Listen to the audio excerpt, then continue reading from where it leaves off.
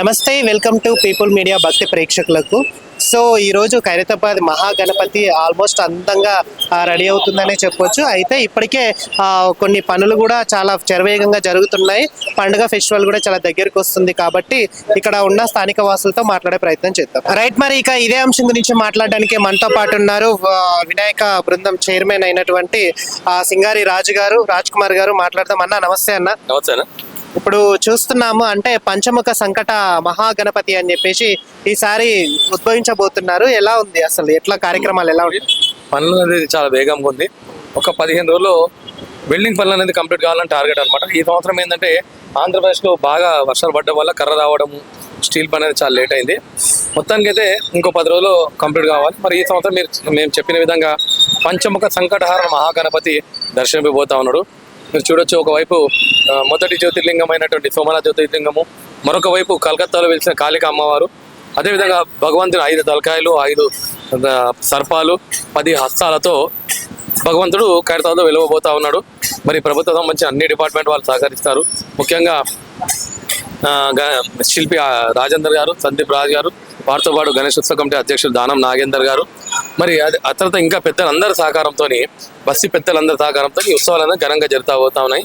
ఇంతకుముందు శ్రీనివాస్ యాదవ్ గారు ఉంటే ఆయన కూడా మాకు బాగా హెల్ప్ చేస్తుండే. దాని తర్వాత ఇప్పుడు పొన్నం ప్రభాకర్ గారు, గద్వాల్ విజయలక్ష్మి గారు, ఏ పని ఉన్నా మేము ఫోన్ చేయగానే ఇమీడియట్లీ రియాక్ట్ అయ్యి సపోర్ట్ చేయడం జరుగుతుంది అనమాట. ప్రభుత్వం సంబంధించిన అన్ని డిపార్ట్మెంట్ వాళ్ళు కూడా ఇక్కడ బ్యారికేడింగ్ కావచ్చు, మన ట్రీ సంబంధించి వాటర్ ఫెసిలిటీ కావచ్చు, అంటే ప్రభుత్వం సంబంధించిన అన్ని డిపార్ట్మెంట్ వాళ్ళు కూడా మనకు సహకరిస్తారు. దానివల్ల మనం ఈ ఉత్సవాలు అనేది ప్రజలకు ఎటువంటి ఇబ్బంది కలగకుండా భగవంతుడిని ఈజీగా దర్శించుకునే విధంగా అన్ని రకాలుగా ఏర్పాటు చేయడం జరుగుతుంది. రైట్, అంటే ఇప్పుడు ఆంధ్రాలో కొంచెం వర్షాల కారణంగా లేట్ అయిందని చెప్పేసి కూడా అంటున్నారు. టైం చూస్తే కూడా చాలా తక్కువగా ఉంది. అయితే ఈసారి ప్రతి సంవత్సరం ఒక్కో విధంగా ఒక్కో గణపతిని, ఈసారి జ్యోతిర్లింగాన్ని తీసుకోవడానికి అలాగే కాళీమాతను తీసుకోవడానికి గల కారణాలు ఏమంటారు? శిల్పి రాజేందర్ గారు ఏం చేస్తారంటే ప్రతి సంవత్సరం ఏ విగ్రహమూర్తులని పూజిస్తే ప్రజలకు మంచి జరుగుతుందని తెలుసుకొని, ఆయన పండితులు తెలుసుకొని ఈ విగ్రహమూర్తులను పెట్టడం జరుగుతుంది అనమాట. శిల్పి రాజేందర్ గారు, సందీప్ రాజు, గణేష్ ఉత్సవ కమిటీ అధ్యక్షులు దానం నాగేందర్ గారు వాళ్ళు కలుపుకొని డిసైడ్ చేసేసి ఈ విగ్రహాలు రెడీ చేయాలని చెప్పేసి నిర్ణయం తీసుకుంటారు. ఈ విగ్రహాలు పూజించడం వల్ల మన అందరికీ ఆ విఘ్నాలను తొలగిపోయి ఈ సంవత్సరం తొలగిపోయి అంతా మంచి హ్యాపీగా ఉంటారని ఆలోచన. దాంతోపాటు మనం థీమ్ తీసుకున్నది కూడా, మనం ఏమో థీమ్ తీసుకున్నాము, పంచముఖ సంకటహార మహావినాయకుడిని. మనం గత సంవత్సరం చూస్తే విశ్వశాంతి మహాశక్తి వినాయకుడిని పూజ చేశాం. అట్లా ఈ సంవత్సరం ఏంటంటే ఈ భగవంతుని పూజించే వల్ల ప్రజలందరికీ సుఖశాంతులతో ఉంటారని నేను అనుకుంటాను. రైట్, అంటే ఇప్పుడు గవర్నమెంట్ కూడా అన్ని తగిన ఏర్పాట్లు చేస్తుందని కూడా అంటున్నారు.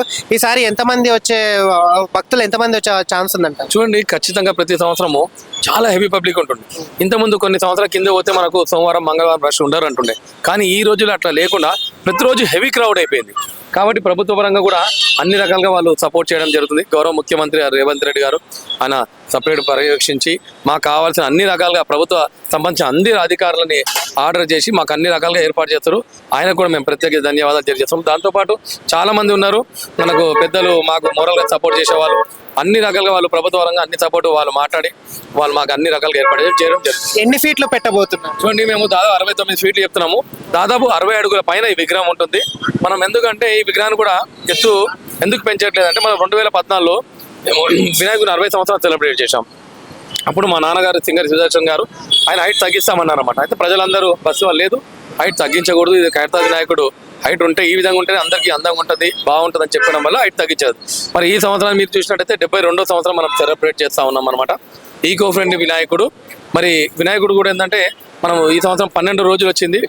నిజలే మన అనంత చతుర్దశి 12వ రోజు వచ్చింది కాబట్టి వినాయకుని నిమజ్జనం కూడా 12వ రోజు ఉంటుందని తెలియజేస్తా ఉన్నాం. రైట్, అంటే ఇవన్నీ కూడా అంటే ఇక్కడ సదుపాయాలు కూడా అన్ని విధాలు కూడా మంచిగానే ఉంది. అంటే వాటర్ ఫెసిలిటీ కానీ ఇవన్నీ కూడా ఏర్పాటు ఖచ్చితంగా ప్రభుత్వం సంబంధించి అన్ని డిపార్ట్మెంట్ వాళ్ళు సహకరిస్తారండి. చెప్తాం కదా, ముఖ్యంగా పోలీసు డిపార్ట్మెంట్ వాళ్ళు సార్ సివి ఆనంద్ సార్ ఉన్నారు ఇంతకుముందు మాకు, ఇప్పుడు కూడా ఆయన డీజీపీగా ఉన్నారు. ఆయన ఆధ్వర్యంలో ప్రభుత్వ సంబంధించిన అన్ని department, R N B department, forest department, water works department, GHMC అన్ని ప్రభుత్వ సంబంధించిన అన్ని డిపార్ట్మెంట్స్ వాళ్ళు మనకి ఇక్కడ సపోర్ట్ చేస్తారు. ఏ విషయం అని ఇమీడియట్లీ రియాక్ట్ అవుతారు. కాబట్టి వచ్చే భక్తులకు ఎటువంటి ఇబ్బంది కలగకుండా అన్ని రకాలుగా మేము సదుపాయాలని భక్తులకు ఏర్పాటు చేయడం జరుగుతూ ఉందన్నమాట. Thank you. లైక్ చేయండి, షేర్ చేయండి, సబ్స్క్రైబ్ చేయండి. మరిన్ని వీడియోల కోసం బెల్ సింబల్ పై క్లిక్ చేయండి.